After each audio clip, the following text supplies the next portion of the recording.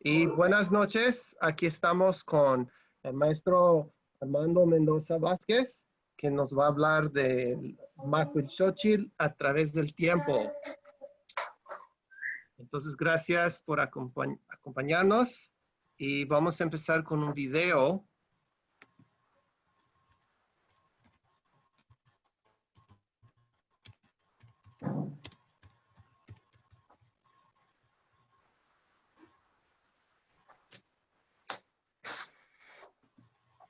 Y sí se ve la pantalla, ¿verdad? Sí, Ok. se ve perfecto. No le falta el volumen.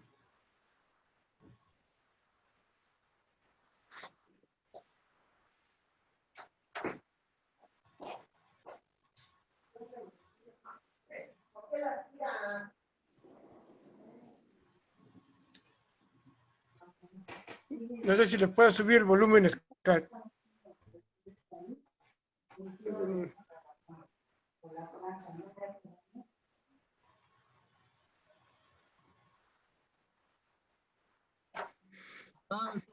Subido a lo máximo.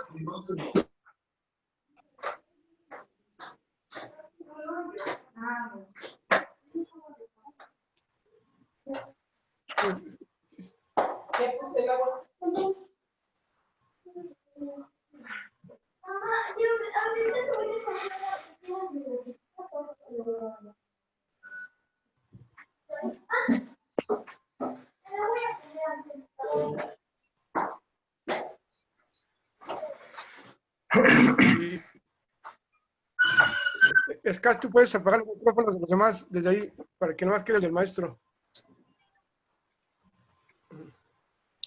A ver, perdón. Si puedes apagar los micrófonos de los Poner más. el micrófono. Sí. Ok, entonces, maestro, ¿quiere empezar? ¿Debo pasar el PowerPoint? Empezamos, ¿sí? Ok.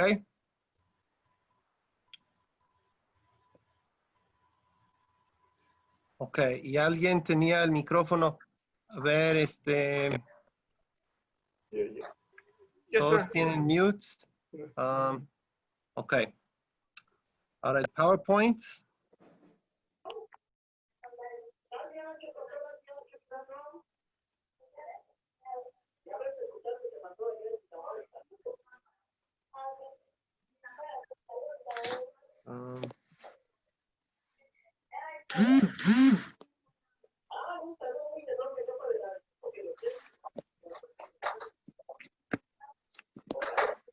¿Empezamos? ¿Empiezo, Miguel? Sí, ¿Sí? sí, adelante. Podríamos empezar con una reseña general. Bueno, vamos a empezar, no sé si ya. Sí. Ok, ¿puede regresar las imágenes de nosotros, Scott, por favor? Y ahorita ya ponemos ¿cómo se llama? Las diapositivas de PowerPoint. No se ven las diapositivas. No, sí, pero primero para presentarme, si me puedes otra vez conectar con mi imagen. Ok. Sí, adelante. ¿Ya iniciamos? Ok, bueno. Buenas noches tengan todos ustedes. Mi nombre es Armando Mendoza Vázquez. Soy docente de educación secundaria de profesión, originario de San Mateo Macuilxóchitl, nacido en el DF, pero crecido en San Mateo Macuilxóchitl. Antes de iniciar con esto, quiero decirles a todos ustedes la importancia por la que yo quiero dar a conocer este pueblo, que es uno de los pueblos más longevos del Valle Oriental de Oaxaca. Vamos a comenzar con una reseña general de Macuilxóchitl.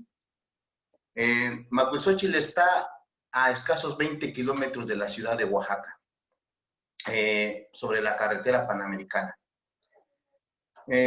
Macuilxóchitl tiene alrededor de 4,000 a 5,000 habitantes hoy en día. Muchos de estos habitantes se encuentran esparcidos en la República Mexicana, dentro de varios estados de la República e inclusive en la Unión Americana. La mayoría se dedica a la música. También hay varios profesionistas como médicos, maestros, licenciados, ingenieros. Y un gran número se dedica al campo y las señoras a hacer tortillas y a labores del hogar. Nosotros somos una agencia municipal del municipio de Tlacochahuaya. ¿Qué quiero decir con esto? Que como agencia no tenemos un estatus administrativo alto, o sea, no tenemos un recurso directo del gobierno. Dependemos de Tlacochahuaya. Hablan, o la mayoría de los habitantes de Macuilxóchitl hablan la lengua materna, que es la zapoteca. Sin embargo, a partir de 30 años para acá, muchos, 40, un aproximado, muchos ya no hablan la lengua materna. Ya son pocos los que desde niños aprenden la lengua materna. De 30 a 40 años para arriba, las personas hablan el zapoteco y lo hablan muy bien. En Macuilxóchitl, a la llegada de los españoles, era uno de los pueblos, como siempre había sido, principales. De hecho, se le conocía no como el Valle de Tlapolula, se le conocía como el Valle de Macuilxóchitl. Esta es una reseña general, para que más o menos nos vayamos adentrando al tema. Y ahora sí le pido a Oscar que me pase las diapositivas para hablar ya desde los inicios de Macuilxóchitl. No su fundación, sino los indicios, las condiciones que se crearon para que Macuilxóchitl estuviera asentado por los primeros grupos nómadas. La prehistoria.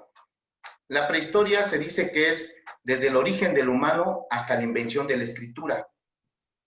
En la prehistoria está el Paleolítico inferior, que fue hace aproximadamente 2.5 millones de años. El Paleolítico medio, que fue entre 100.000 a 50.000 años. Y el Paleolítico superior, que es entre 50.000 a 10.000 años. También está el Neolítico o Edad de los Metales, pero eso, con todo respeto, no nos interesa, ya que Macuilxóchitl y todo el Sem Anagua no estuvieron en ese tema de los metales. Eso fue en Europa. Pero sí voy a hablar de hace 10.000 años. Como evidencia de que el ser humano deambulaba en esta zona, en esta área de Macuilxóchitl, quiero decirles que lo que hoy se conoce como Carretera Panamericana es un lugar estratégico, muy estratégico. ¿Por qué? Porque a los lados está la Sierra Norte, difícil acceso como para caminar por los animales, inclusive por los humanos, y del otro lado estaba un gran lago. Hace más de 10.000, 15.000, 20.000, 30.000 años, había un gran lago aquí en el Valle de Tlapolula, hoy conocido como Valle de Tlapolula. Ese gran lago estaba aproximadamente a 1 kilómetro de lo que es, o lo que fueron los vestigios de Danyesú o Dainzú, y del Cerro Danush, aproximadamente a 1,5 kilómetros. Es por ello que si los animales van caminando, tenían que pasar por aquí. Otra de las teorías que yo tengo por qué Macuilxóchitl fue habitado desde hace más de 10.000 años es porque sobre la carretera panamericana, a la altura del distrito de Tlapolula, se encontraron en el 2010, no se encontraron, más bien dicho, los expertos, antropólogos y más, checaron las pinturas rupestres del caballo blanco o caballito blanco, y le dieron una antigüedad de más de 10.000 años, ya que ahí encontraron evidencias de la domesticación del teocintle, el antecesor del maíz. Y ahí estaban también las pinturas. Bueno, con esto yo les digo que nosotros, si ven la imagen anterior, quiero que ponga la imagen anterior, Oscar, ante la segunda diapositiva. Si ustedes se dan cuenta, del lado derecho tenemos las pinturas rupestres de Macuilxóchitl. Estas pinturas no han sido estudiadas por ningún antropólogo, arqueólogo, no han sido estudiadas por los historiadores, no se han volteado a ver. Sin embargo, Si ustedes se dan cuenta, estas pinturas tienen imagen de animales ya extintos. Se ve el hombre ahí cazando, se ve un animal que es tipo lagarto con una cola ramificada, se ve personas con cara de, no de humano, sino otra cara. Eso nos indica que estamos hablando de una época muy remota, porque según los especialistas, las pinturas rupestres más recientes están entre 7,000 años, más o menos. Y algunos dicen que inclusive hace 2,000 años lograron hacer algunas pinturas, pero también las categorizan de acuerdo a las imágenes. Entonces, vean estas imágenes, analicen estas imágenes, y son escenas que pasaban aproximadamente hace 10,000 a 13,000 años aquí en esta área de Macuilxóchitl, y tomando como referencia las pinturas rupestres y las cuevas de Caballo Blanco, las cuevas del Diablo, localizadas en Yaúl, en La Colula, que está aproximadamente unos 8 kilómetros de acá. Y también están cerca del lago que existía en ese entonces. Es por ello que ahí está una. La otra, en el año 2010 encontraron la flecha de Clovis, o una flecha o dardo hecha de sílex en terrenos aquí conocidos como Marray o Cruz Albert, así le dicen los oriundos de aquí de Macuilxóchitl, o nosotros, disculpen, yo no pronuncio bien el zapoteco, y ahí se localizaron esta flecha, esta evidencia. Los conocedores le dieron una antigüedad de entre 10,000 y 13,500 años. Ya entonces estamos viendo que en esa zona que estaba el lago, cerca del lago, estaba esta flecha. Estas flechas, si vamos en distancia, está igual a 1,5 kilómetros, a 2 kilómetros máximo, del poblado de Macuilxóchitl, del poblado actual. Son terrenos de Macuilxóchitl. De hecho, en el libro de tercer grado de educación primaria, Conoce tu entorno aquí de Oaxaca, viene ese dato.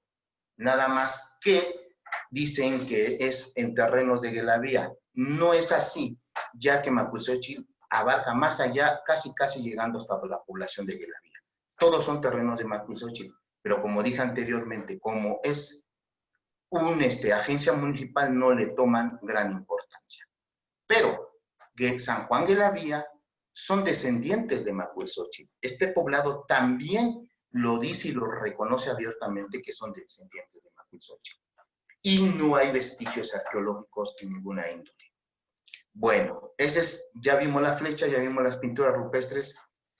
Hay otra situación aquí. En el año 2003 aproximadamente, encontraron restos o huesos de mamut a orillas del río Salado, que está a 1 kilómetro de distancia hacia el noroeste de la población, hacia el noreste también del Cerro Danush. Un servidor fue a ver esos restos, eran inmensos, eran enormes.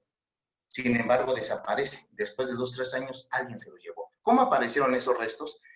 El río Salado amplió su cauce y entonces fue escarbando, y es donde se asomaron esos restos. Y ahí mucha gente, aquí se fue muy conocido porque eran unos huesos enormes. Vuelvo a repetir, fui a ver estos huesos y después de unos años los vinieron a sacar. Hace poco hablé con un arqueólogo llamado Leobardo y le mencioné esto, y él me decía que sí había escuchado algo de esto. Bueno, ahora, veamos aquí en estas imágenes. Vamos primero con la del lado derecho. Ahí está el Cerro Danush. Ese es el Cerro Danush. ¿Sí? ¿Sí se escucha? Bueno, ¿sí? ¿Se escucha? Bueno, sí. Ahí está el Cerro Danush. Si ustedes ven, en la parte inferior se ven como piedras. Esta foto me la pasaron, pero esas piedras y un poquito más atrás, ahí están las evidencias de las primeras aldeas de Macuilxóchitl. Marcos Winter le dijo a los oriundos que los ayudaron a hacer su proyecto en el 2008, que ahí fueron los primeros asentamientos humanos de hace más o menos 10,000 años. Y si ustedes ven, ahí están esas evidencias.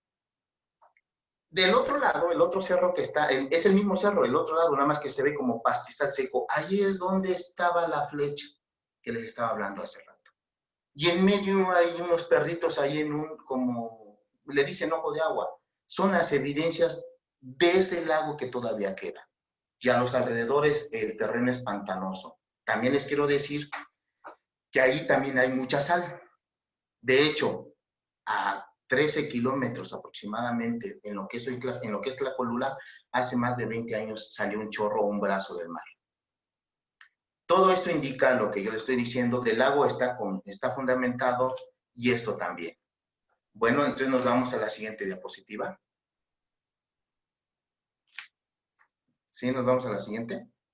Bueno, ahora, ya que estamos aquí, los conocedores dicen que el Sem Anáhuac fue una civilización única, ramificada por varias culturas. O sea, fue una de las 6 civilizaciones más antiguas del mundo. Entre ellas está Egipto, Mesopotamia, China, la India, al sur de América la Inca, y el Sem Anáhuac, que lo conocen o lo conocemos más como Mesoamérica. Ahí subdividieron sus periodos, como el periodo preclásico, clásico y posclásico. El periodo preclásico abarca del 6000 a.C. al 200 a.C., 5800 años. En ese periodo, ya que habían domesticado el maíz, ya que habían sido sedentarios los primeros hombres nómadas, ya que en Macuil ya estaban también, empezaron a tener suficiente alimento para empezar a hacer otras cosas, para la observación del cosmos y todo esto. Lo que sí les puedo decir es de que estas imágenes que están aquí, estos tepalcates que están en la parte derecha hacia arriba, esos tepalcates son de ese periodo, del periodo preclásico. De hecho, en el mes de abril, a un montículo que estaba aquí dentro de la población, a escasos metros de la población, digo porque estás dentro de la población, nada más que no habitan muchas personas, un originario de aquí, un paisano, empezó a tumbar un montículo, o un mogote, como se le conozca. Fuimos como yo soy parte de las autoridades de bienes comunales, me nombraron este año, y fuimos como autoridad. Y ahí, el arqueólogo que estuvo con nosotros de Lina, nos dice, si ustedes ven una cerámica que está en la parte inferior del lado derecho, ahí tiene como que una rayita, ¿sí les están viendo? Ahí nos dice el arqueólogo que esa era una moda de esa época.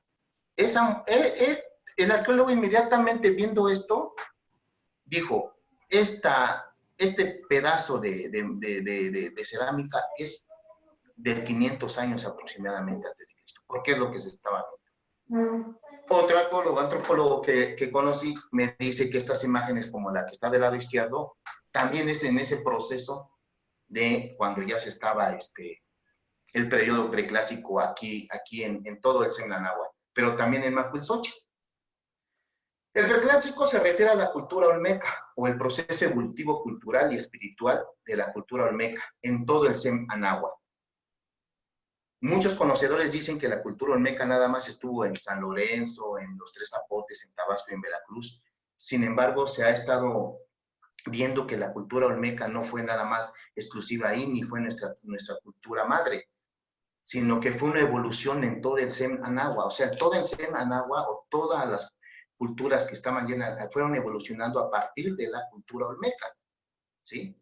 Ahora, ¿cómo puedo yo precisar que también en Macuilxóchitl pasó esto? Ignacio Bernal y Arturo Oliveros, en la década de los 60 y los 70, es cuando empiezan a explorar lo que hoy conocemos como Dainzú, o Cerro de Órganos. Sin embargo, no es Dainzú, es Daan Yezú. ¿Por qué Daan Yezú? Un servidor, me ha encantado la historia de mi pueblo, y platicando con varios señores de avanzada edad, me decían, es que el cerro o donde están los vestigios arqueológicos no es Dainzú, es Daan Yezú. Y les pregunto, ¿por qué es Daan Yezú? Dicen, porque Dan significa cerro, Ye significa piedra, Su, aquí está la piedra de nuestros antepasados. Así lo conocían, esa zona, sin embargo, estaba cubierta de tierra. ¿Por qué? Porque ya estaba abandonada desde la mal llamada época preclásica, ¿no? Pero estos arqueólogos antropólogos vinieron, hicieron sus estudios, los mencionados, Y entonces le datan una antigüedad a estas construcciones o le datan unas ocupaciones, hasta hoy en día ya están ahí a la luz. Están los letreros donde dice que fue ocupada esa zona desde el 600 antes de Cristo a 1200 después de Cristo. Y su esplendor fue entre el 600 antes de Cristo y el 200 después de Cristo. Hace más o menos 2 años estaba yo platicando con un señor que se llama Félix. Él ahorita está habitando él es residente ya de Estados Unidos, ahí trabaja, ya tiene más de 40 años. Pero en esa época, en los años 60, cuando se empezó a ver lo de los vestigios arqueológicos aquí, él fue un trabajador y me contaba que encontró una figura de barro, él así le dijo, una figura, así él la vio, y entonces él lo que hace es, se le enseña al antropólogo, a los arqueólogos, a los que estaban ahí trabajando. Y entonces, No lo conoces. Bernal dice, ¿qué hacen aquí los olmecas? Esta figura es de los olmecas. Eso se le quedó bien claro a este señor porque él me lo dice a mí. A mí me dijeron que esta figura es de los olmecas. Y es donde ya también, así como muchos conocedores, están de acuerdo con que fue una evolución en todo el Semnanagua, lo que lo conocemos como la cultura olmeca. Pero bueno, lo que nos interesa es Danyesú o Dainzú, y sus ocupaciones son desde el 600 antes de Cristo a 1200 después de Cristo. Ahí hay una tumba, la tumba del jaguar, que le datan una fecha de entre el 200 antes de Cristo al 600 después de Cristo. El jaguar en ese entonces representaba la oscuridad, la materia, la fuerza y el proceso espiritual del hombre para equilibrar a la materia del espíritu ya en el periodo preclásico. Acuérdense que estamos hablando del periodo preclásico. También en Danyesú, ahí en el clásico, porque acuérdense que el periodo preclásico es hasta el año 200 antes de Cristo, pero su apogeo también estuvo hasta el 200 después de Cristo, o sea, participó en el clásico. Y ahí fue un centro de conocimiento que es de los que llamamos los toyanes. Ahí hay un juego de pelota y hay una zona donde hay una galería de estos jugadores. En esa galería se ven varios jugadores y no se repite ninguno. Esos jugadores están en proceso según están esculpidos, están en movimiento. Pero fíjense que inclusive se ve que tienen la boca tipo ¿Va a ir a la felina, tienda? tipo jaguar. ¿La acompaño? Escucho por ahí otros micrófonos. Espérame. ¿Sí me están escuchando? Sí, Miguel, no sé si puedes ponerle mute a la persona. Tú lo puedes hacer desde ahí, como tú tienes el control. Ajá, pero no quiero dejar de compartir la diapositiva. No, nomás te vas abajo a participantes. Toca participantes y ahí va a salir la lista y se sigue compartiendo. Eso no sale. ¿De todos? Bueno. Sí. Sí, bueno, continúo. Entonces, si vemos, los especialistas ven estas imágenes ya grabadas en piedra o esculpidas en piedra en esta galería y dicen que se ve estos jugadores en movimiento, pero ya con rasgos felinos. ¿Qué indica? Sabemos que en el periodo clásico ya los habitantes los grandes o los venerables maestros, como le dice el maestro Guillermo Marín, ya habían equilibrado, ya habían logrado su lucha interior, ya habían ellos llegado a la máxima, ¿no? Al máximo grado espiritual del ser humano y por tanto ya estaban dominando el átomo. Por lo tanto, podían llegar a la transformación, ¿sí? Lo que se le conoce como nahualismo. Entonces, yo me imagino ahí, yo voy seguido a a esta zona arqueológica y me imagino ahí cómo jugando en esta forma religiosa, espiritual, como le podamos llamar, llegan a una transformación. Estos venerables maestros que eran los participantes de este juego de pelota. Es uno de los juegos de pelotas más singulares de Mesoamérica. Yo no lo digo, lo dicen los expertos, a historiadores, arqueólogos, antropólogos. Y bueno, dice los jugadores con caretas y antropomorfos en proceso de transformación. O sea, yo vuelvo a repetir, dominaban ya el átomo, dominaban ya su cerebro al 80, al 100% para poderse transformar. Acuérdense de la película Lucy, ¿no? Que esta muchacha que le meten droga dentro llega a una transformación. Pero bueno, seguimos con lo que es Macuil y solicito la otra diapositiva a Oscar. Esto estamos en el periodo preclásico fundamentado de que Macuilxóchitl participó. Ahora, nos vamos al periodo clásico.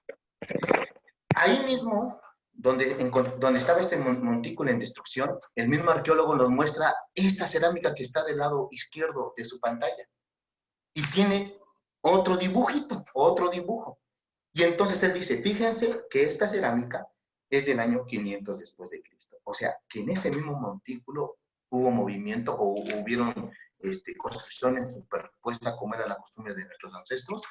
Y ahí mismo se encontraron la historia de más de 1000 años en un solo montículo.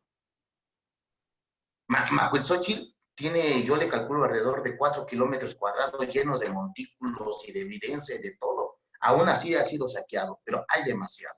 Si ustedes ven en las fotos del lado derecho de su pantalla, ahí están estos personajes que ya eran los venerables maestros, ya estaban. Yo la verdad desconozco cómo les podríamos llamar, ojalá estuviera aquí un conocedor en esto y nos dijera, pero son evidencias de que Macuilxóchitl participó en el periodo clásico, ¿sí? Pero según la postura de estos personajes, están en una posición como también lo hacen los hindú, ¿verdad? En esas posiciones de meditación y todo eso, y vean los labios como son tipo también así de jaguar y de felinos, y tienen un tocado, y tienen muchas cosas que desconocemos, y más desconocen los de Macuilxóchitl, que somos los herederos de esta cultura zapoteca.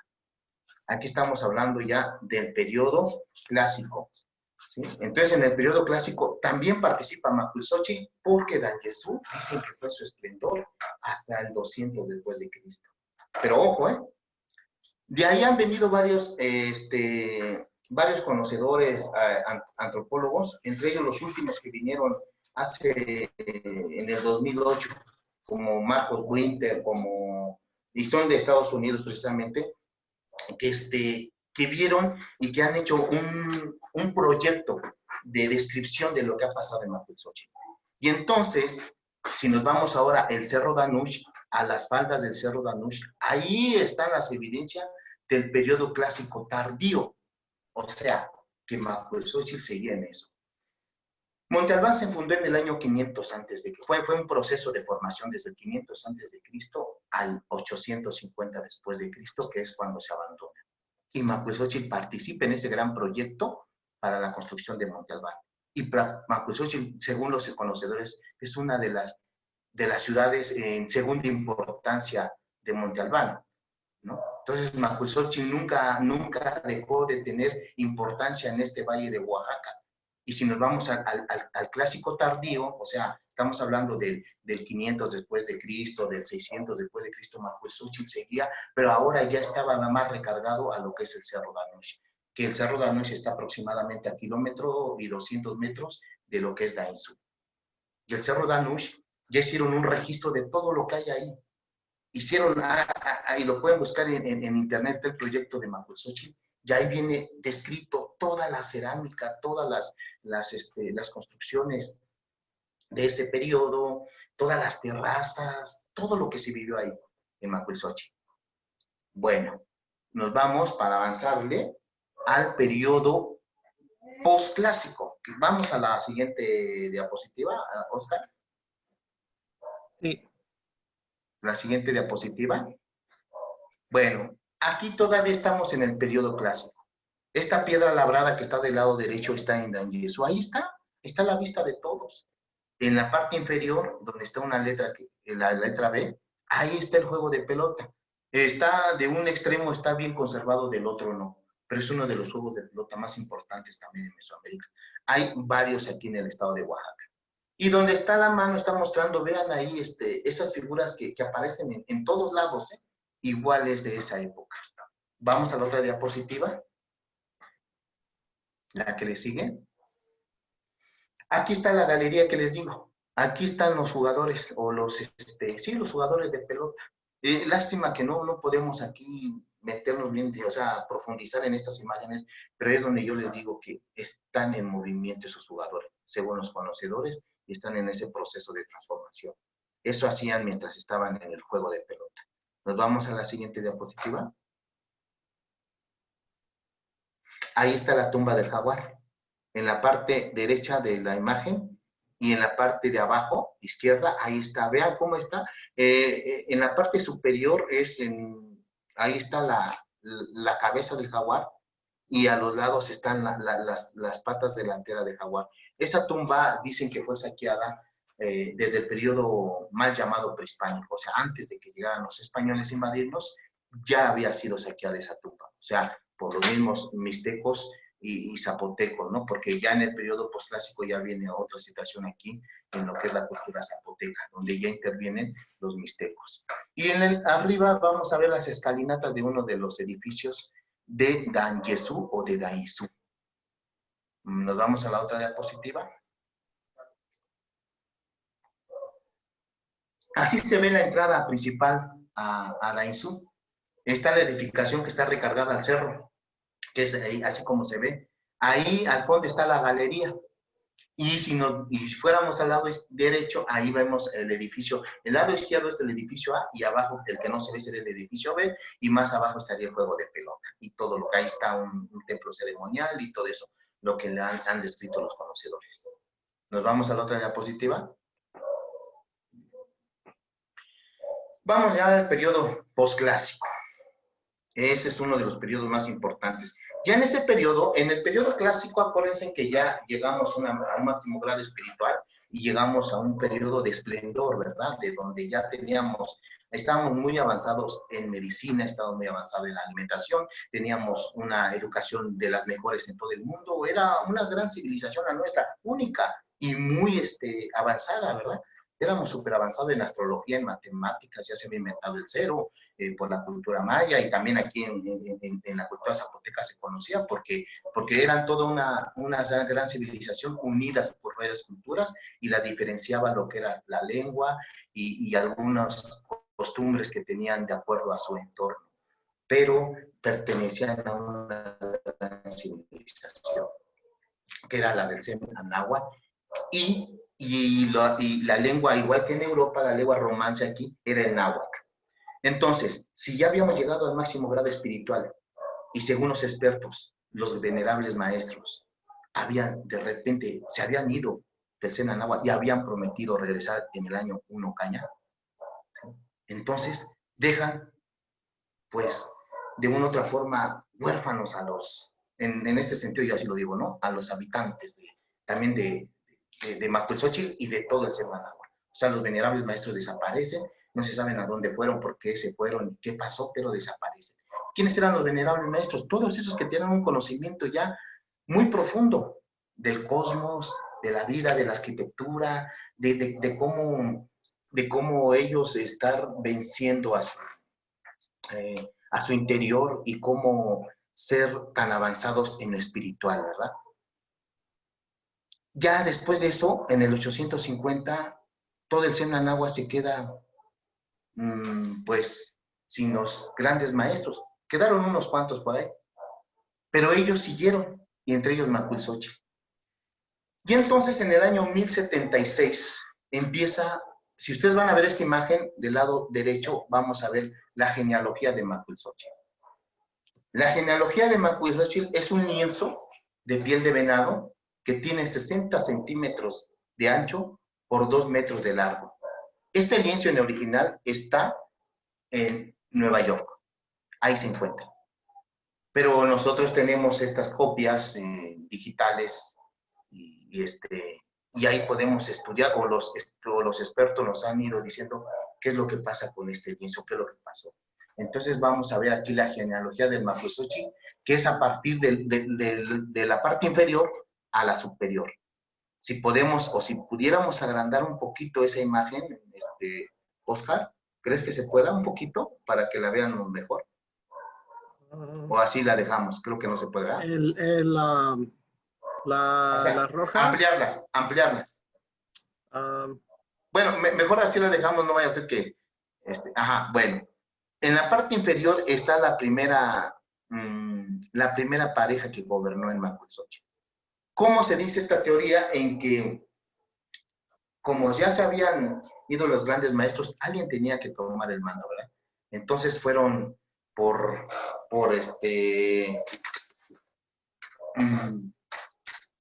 personas que se decían venir del Toyán. Es una de las teorías. Y entre ellas estaba un tal Visitao Ocañaña, que decía venir del Toyán. Y que este Visitao Ocañaña está vinculado también con un señorío del periodo posclásico de Tilantongo y Teozacualco y de la Mixteca. Entonces este Visitao Ocañaña era un señor mixteco, que es uno de los que empezó aquí a gobernar en el año 1076. Entre varios señores, otros que se llamaron Seisagua o Bandas de Colores, con su esposa Uno Caña Sol Enjollado. También aquí hubo un señor que gobernó Macuilxóchitl en el posclásico Cosicoesa, 11 Agua Jipe Tlaloc Pedernal. Y si nos vamos hasta la parte superior de esta imagen, vamos hasta la parte superior. Estamos hablando del año 1076 hasta la llegada de los españoles. Y si pueden ver, en la doceava pareja que está aquí, arriba, en la última, vamos a ver un personaje ya con vestimenta española. ¿Sí le están viendo? Es de hasta arriba, hasta arriba. Eso, ahí señálalo, más arriba, más arriba. Más arriba, no, más arriba, más arriba. Es arriba, hacia arriba. No. Baja la imagen mejor, baja la imagen, te estoy diciendo mal. Baja la imagen, bájala. Bájala. Ahora, señala nada más a la que está del lado derecho. A esta persona que está del lado derecho. Es un señor, es un hombre. Más arriba, no, arriba, ese ya es un personaje español, vean su vestimenta, su atuendo.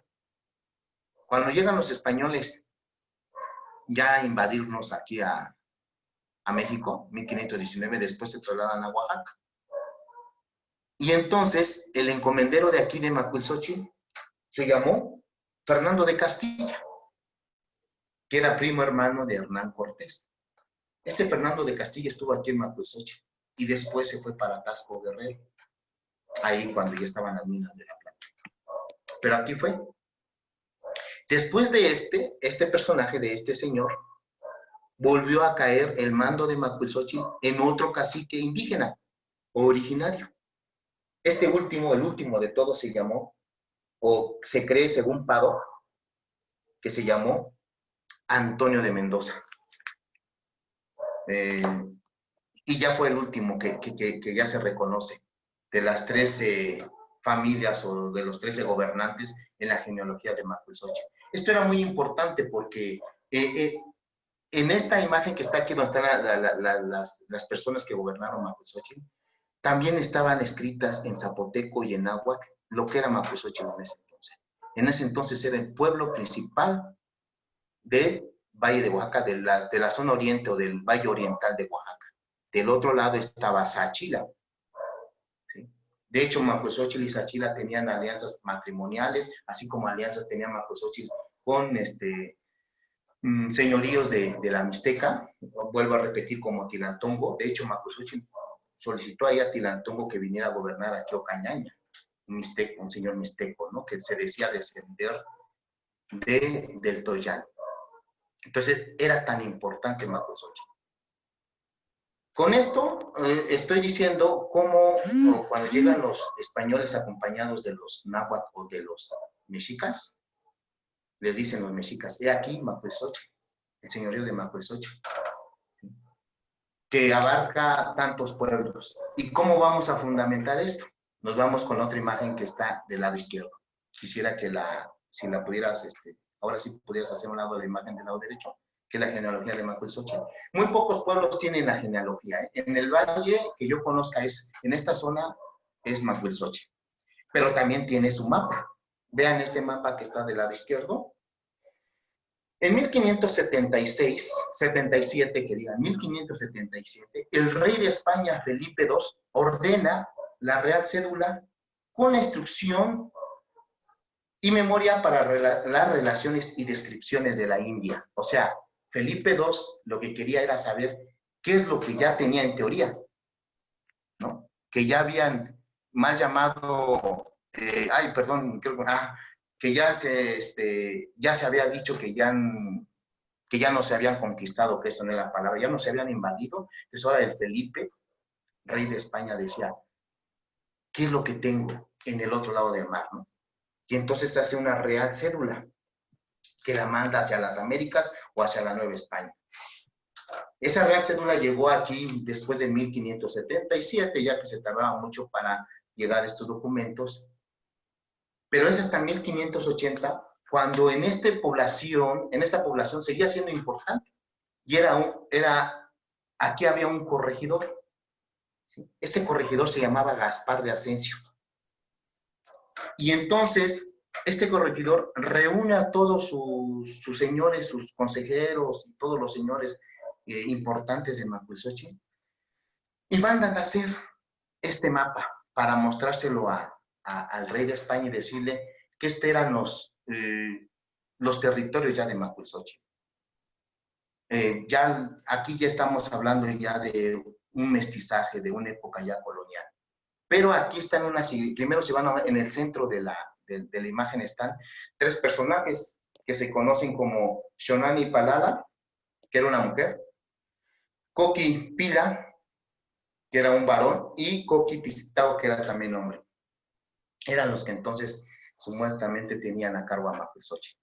Y al fondo se ve el Cerro Danush, hasta arriba ya la cruz ya de que estábamos ya invadidos o ya éramos parte, ¿no?, de España, un águila que está al lado, y también se ve un árbol ahí con 5 flores, 5 flores más que nada, ¿no? De los otros lados vamos a ver las iglesias que eran territorios de Macuilxóchitl, que está escrito, no lo digo yo nada más, no lo invento, que era Santiaguito Ixtaltepec, que en ese entonces era Santiago, Macuilxóchitl Ixtaltepec, así se conocía, Abasolo, San Juan Guelavía, La Chigoló, Guelacé y otros pueblos que estaban ya colindando con la sierra. Este es el mapa. Ahí se ve el río que cruza, el río Salado, y ya se ve un paisaje ya novohispano, donde se ve ya el toro, ya se ve un caballo, que por cierto el señor de Macuilxóchitl le manda una carta al rey Felipe para que le permitiera montar a caballo, ¿no?, ya que no era permitido hacia los indígenas, pero él solicitó y se lo concedieron. Así era de importante Macuilxóchitl en ese entonces. Estamos hablando de finales del siglo XVI, en 1580. Bueno, si nos vamos con otra imagen, otra diapositiva, o hacemos una pausa. Aquí vamos un mapa. Este mapa yo lo conseguí también investigando, y este mapa, si lo pudiéramos ampliar, claro, ahorita a lo mejor no se puede, ¿no? Ojalá y pudiera compartir estas imágenes nuestro amigo Miguel, para los que las quisieran solicitar. Y ahí se va a ver cómo Macuilxóchitl aparece en ese mapa novohispano del siglo XVI, porque era un pueblo muy importante, y ahí está otra evidencia de que seguía siendo un pueblo importante a la llegada de los españoles, o terminando ya el periodo posclásico, que fue en 1521. Hay otros pueblos como Teitipac y otro poquito se llama San Juan, San Sebastián Teitipac, ¿no? También hay vestigios ahí. Entonces, ahí estamos. Otra diapositiva. Si nos puede permitir otra diapositiva. Sí. Bueno, si quieren, hasta ahí llegamos a un paréntesis. Si alguien quiere hacer una pregunta, porque aquí ya vamos a ver del Macuilxóchitl ya de este siglo, ¿quisieran comentar algo?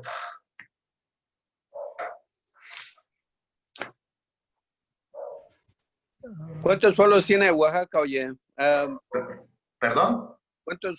¿Cuántos pueblos y cuántos lenguajes se hablan en Oaxaca? Híjole, nada más con decirte que son 570 municipios y cada municipio tiene entre 1, 2, 5 agencias municipales y todavía algunos municipios tienen, aparte de agencias municipales, tienen rancherías. Entonces estamos hablando, o sea, no te puedo decir con precisión cuántos pueblos o cuántos, sí, pero hay demasiados.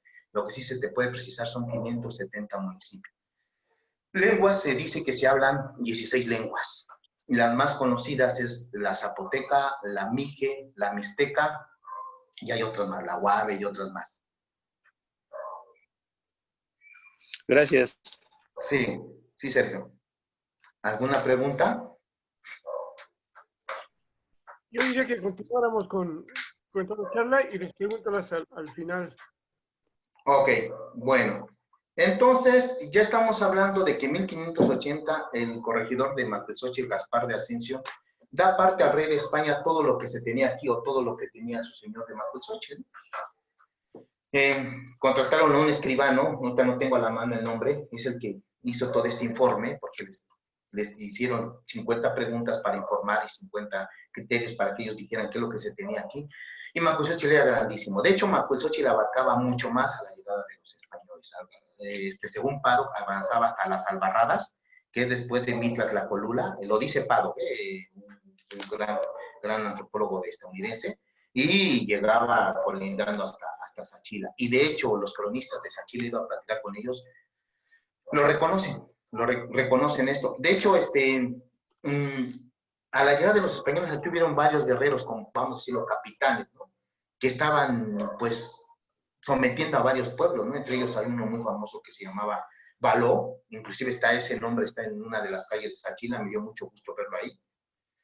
Cosijoesa, otro, no Cosijoesa el señor de Sachila, sino otro señor aquí de Macuilxóchitl, entre otros, que andaban siempre. Aquí hay un señor muy conocido que le dicen el rey Pacheco, nada más que no tengo evidencia de dónde y quién es el rey Pacheco, no hay una evidencia, nada más hay por vía oral que lo han ido platicando.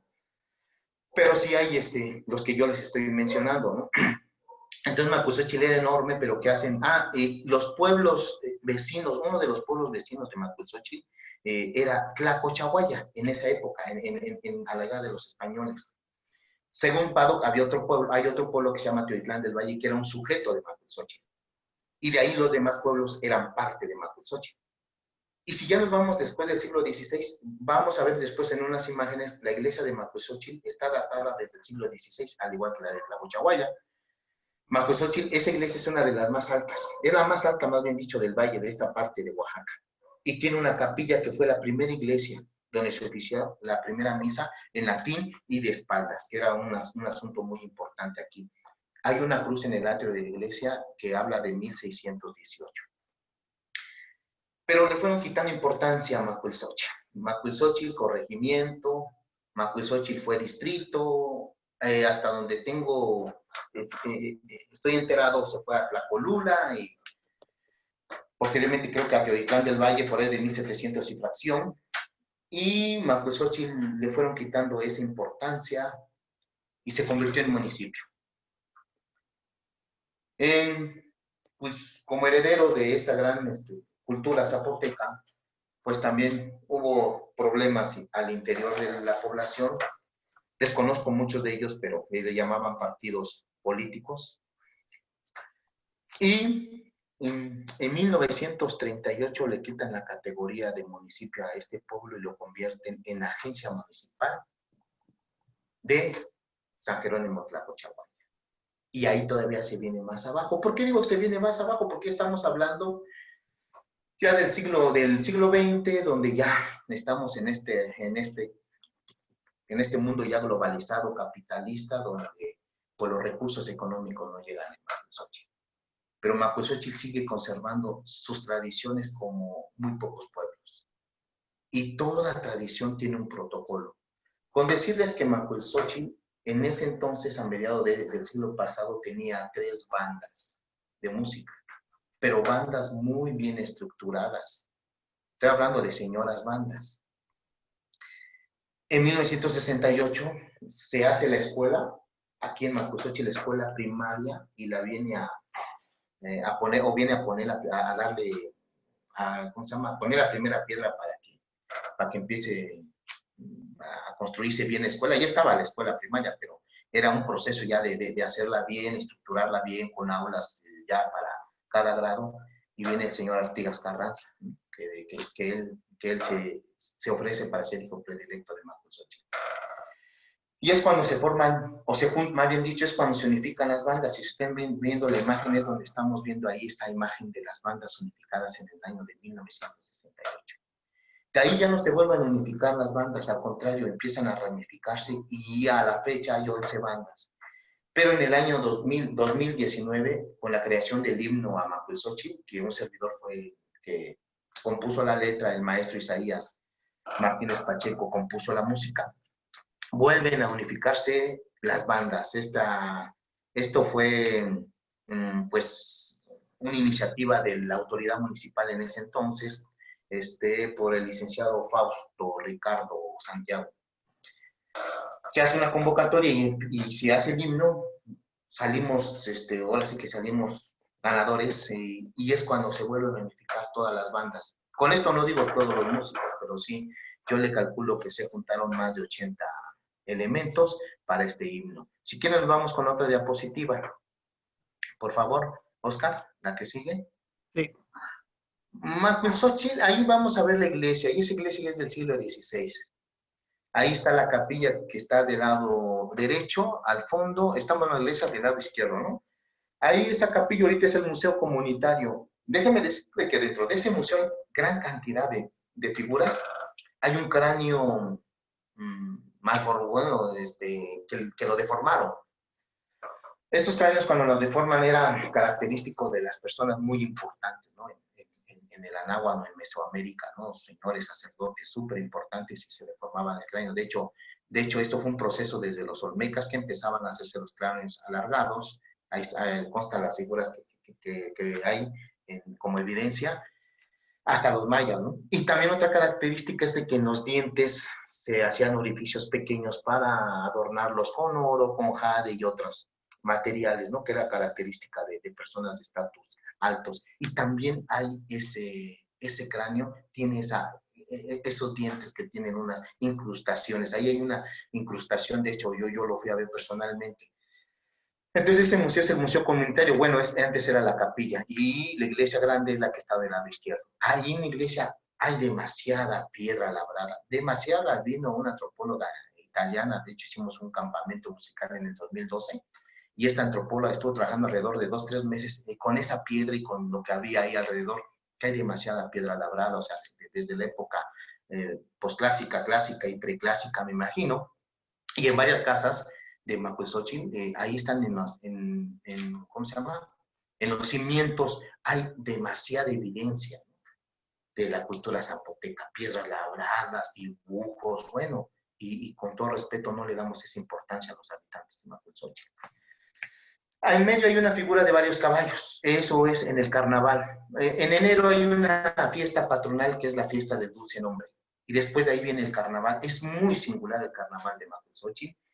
Tiene unos versos tan singulares que estos versos hablan de ciudades importantes, hablan inclusive de calles importantes de la Ciudad de México, lo que indica la importancia de Macuilxochitl. Por eso, este carnaval que trajeron los españoles, lo trajeron a pueblos muy importantes, y los de aquí se encargaron de darle ese toque, ¿no? Ese toque que es característico de aquí. Se disfrazan de manta, dicen sus versos con jarabes y sones y todo esto. Entonces estos caballos corren horas previas a cuando inicia el carnaval, desde el lunes, martes y miércoles. Miércoles de ceniza es el último día de carnaval y ya no hay más. Y nos vamos al lado derecho, ahí está una imagen de la calenda que es en Macuilxochitl. Es única también. Casi en todos los pueblos del Valle de Oaxaca, las personas, las muchachas, las señoras utilizan su calenda. Arriba lo que es su canasta es con flores y adornos de flores, de cruz, de